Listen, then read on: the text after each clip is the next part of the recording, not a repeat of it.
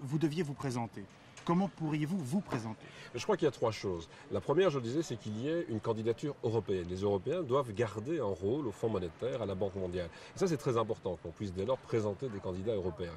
La deuxième chose, c'est le consensus en Europe. C'est d'éviter que dans la zone euro, c'est surtout la zone euro qui est concernée, il y ait 2 ou 3 ou 4 candidats.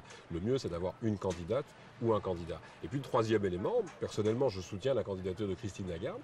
Donc si on arrive à se mettre d'accord sur son nom, pourquoi pas? Ce que je pourrais apporter, c'est évidemment l'expérience. Ça fait maintenant, je le répète, 12 ans que je siège au comité du Fonds monétaire et avec une certaine expérience des problèmes internationaux au département des finances. Donc c'est cela qu'il faut regarder, c'est comment pouvoir exercer au mieux une fonction qui a un impact très important. Comment ça va se passer? Est-ce qu'il y a une date butoir? Quand est-ce qu'on va connaître le nouveau président? Ce sera pour la fin du mois de juin. Le directeur général sera choisi fin juin. Les candidatures doivent être introduites pour le 10 juin. Mais je dirais en Europe, ça ne va pas se passer comme ça. Ce qu'on va surtout faire, dès cette semaine d'ailleurs, c'est regarder si on peut trouver un consensus. Je constate que tout le monde semble dire plutôt une candidate ou un candidat de la zone euro, ce qui est une bonne chose. Et moi, ce que je souhaite avant tout, c'est que l'on puisse réellement porter cette candidature. Si c'est la candidature de Christine Lagarde, j'en serais ravi.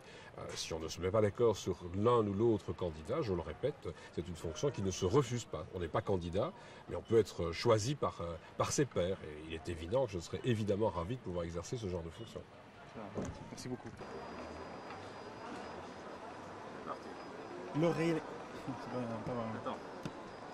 C'était pas allumé toi non plus? Le réalisateur de Tree of Life, l'arbre de la vie, Terrence Malick, est une véritable énigme. Voilà 25 ans qu'on ne l'a plus vu, voilà 25 ans qu'on ne sait plus à quoi il ressemble. On a bien une photo de lui, mais elle a été prise de loin et il porte un chapeau. C'est dire s'il n'est pas vraiment reconnaissable. C'était bien parti.